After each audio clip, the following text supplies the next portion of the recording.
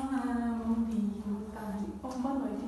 Hoje a gente vai começar a finalizar, o que a gente está falando no capítulo 7 sobre o espaço rural brasileiro. E a gente vai continuar o que a gente estava falando sobre a questão da estrutura fundiária. O que a gente falou, eu comentei também no capítulo anterior. Aí, aqui, o que é essa estrutura fundiária? É a divisão da propriedade sobre a população. Então, o que é que acontece?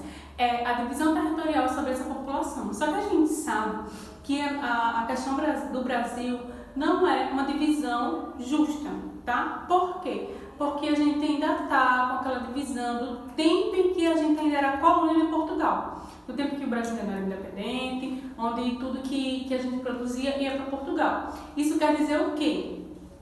Que essa divisão é feita sobre os latifundiários e os minifundiários. Os latifundiários é as pessoas que têm a maior parte de terra, são os pequenos grupos, as pequenas famílias, os pequenos empresários, um número pequeno de pessoas que têm sobre a propriedade grandes lotes de terra, tá? Então esses são os latifundiários, têm a maior parte da terra, só que é um grupo muito pequeno comparado aos minifundiários, que têm pouca propriedade de terra, mas quando você vai se olhar, é a maior parte da base brasileira e são os maiores produtores, são os maiores agricultores, que a gente tem como base no nosso país. Agora, o que vai acontecer é essa divisão injusta, que vai fazer com que a gente tenha uma desigualdade social ainda mais agravante no nosso país.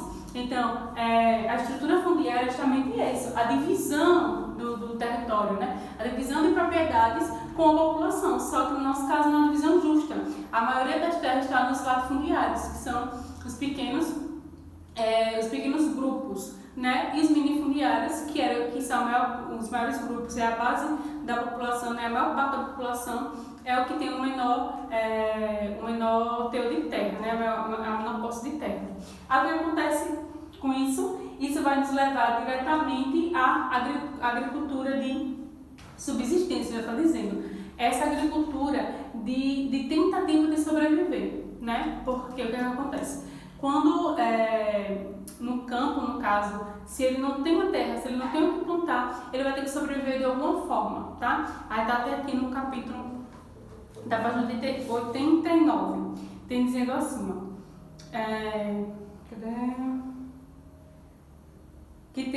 os minifundiários são donos de pequenos lotes que por muitas vezes não conseguem sequer produzir alimento para manter a sua família, isto é, praticam a agricultura de subsistência, sem condições para se manter no campo. Então, o que acontece? Muitas vezes esse pequeno produtor ele não consegue se manter no campo, ele não consegue produzir, porque muitas vezes eles não têm nem semente para produzir, muitas vezes eles não têm os equipamentos adequados, muitas vezes ele não tem como fazer uma boa colheita, então às vezes ele não tem nem o que plantar para comer, para sobreviver. Imagine para conseguir tirar dali o sustento da sua família e ainda vender para ter alguma renda, Porque a gente sabe que mesmo que se plante em casa, vai ter coisas que a gente não vai conseguir plantar, E a gente vai precisar de dinheiro para fazer ou para comprar ou para ter algum tipo de serviço. Então, se eles não têm terra e não tem nem como plantar para sobreviver, imagine para ter as outras condições básicas que o ser humano tem para sobreviver.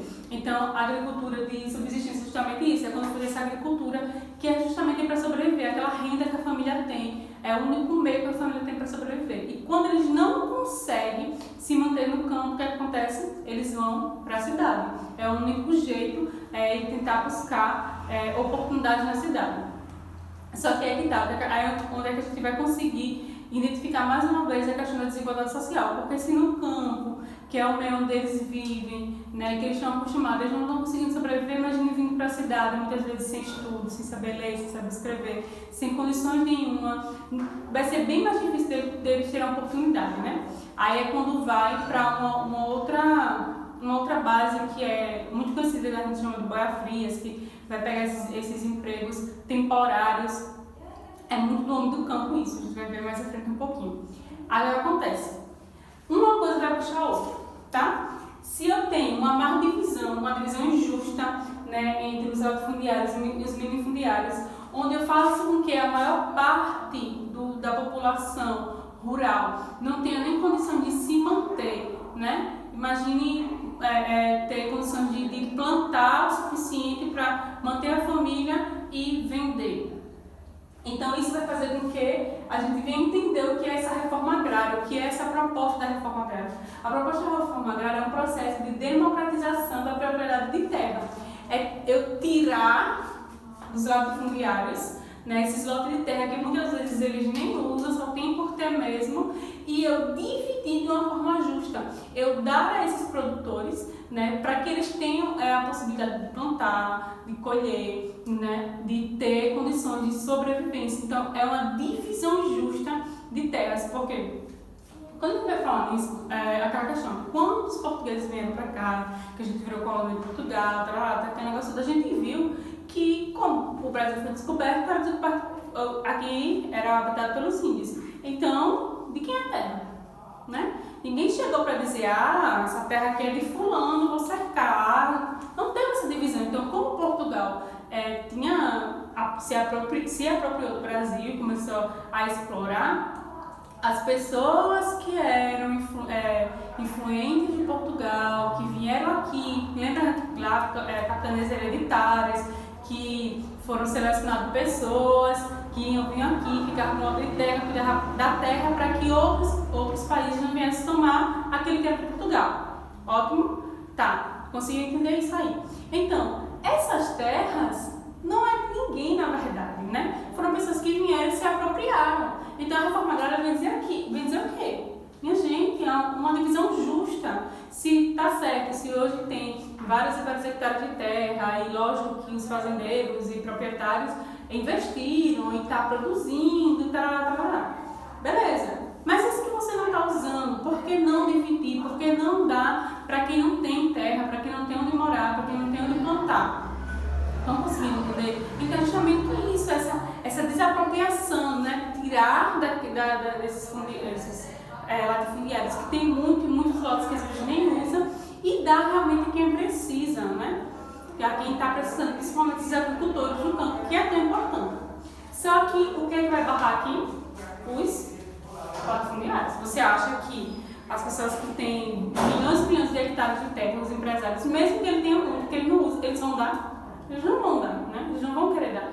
Porque, de uma certa forma, também, eles vão se prejudicar. Eles vão se prejudicar. Porque a gente vai ver aqui, a gente vai entender um pouquinho a relação do trabalho no campo. Bem dizendo assim, no campo de forma de trabalho que predomina é aquele em que o trabalhador é contratado por determinado tempo para realizar essa tarefa para o plantio. No caso, o que acontece? Os chamados boia-frias. Os empresários, os empresários que a gente fala mais hoje, né? Mas os donos de fazenda, o que acontece? Isso acontece até hoje. Eles não vão se preocupar em contratar uma pessoa para assinar a carteira, para ter todos os direitos necessários que se tem quando se assina a carteira de alguém, ter uma assistência médica, uma assistência odontológica, ter todos os direitos, pagar tudo direitinho, INSS, essas coisas todas que você se tem quando você tem a sua carteira assinada. Não pode ele não se preocupar com isso. Ele quer o quê? Ele quer alguém que ele possa pagar um valor X, que para ele é um valor simbólico comparado com o que aquele trabalhador merece receber, e por um tempo curto. É só o tempo da colheita, né? Só o tempo dele plantar e depois o tempo dele colher. E para mim tá ótimo, que é chamado os boias-frias. E os gatos são essas pessoas, esses funcionários, esses proprietários que vai contratar esses boias-frias. Então essa relação do campo, do trabalho no campo é isso. Só que essa relação, ela não dá nenhum benefício ao trabalhador. Porque, vamos lá, o boia-fria está lá numa plantação de cana, ou cafezal, ou qualquer outro tipo de plantação. Se ele tiver algum centro de trabalho, né? Quem é que vai ajudar ele? Se ele tiver algum centro de trabalho e ele ficar impossibilitado de trabalhar, ele vai poder pedir um INSS? Vai poder ficar em casa e receber enquanto está impossibilitado de trabalhar? Como é que vai ficar a família dele? Então ele não tem segurança nenhuma. E para isso, para quem é empresário, isso é benéfico, porque ele não está se preocupando com o bem-estar do seu trabalhador, está preocupando com aquilo que ele vai lucrar, aquilo que ele está poupando, tá?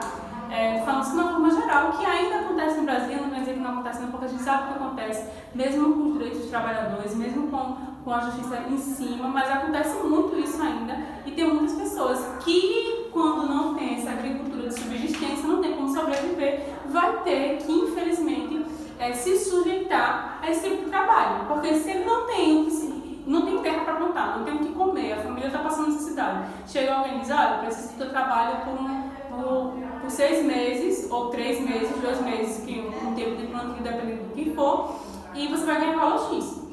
Lógico que a pessoa vai, né? É uma questão de sobrevivência.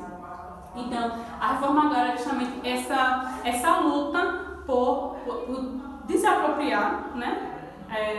E dividir a terra de forma justa para aqueles pequenos, principalmente para os pequenos agricultores. Porque o que acontece também, que ficam barrando aqui para que essa reforma agrária não aconteça?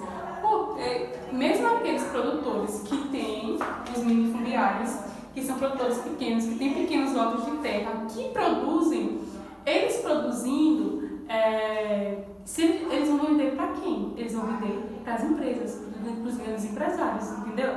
Então, lógico que tudo que esses pequenos produtores têm, que eles conseguem produzir, eles não vão conseguir vender na feira. Então, o que acontece?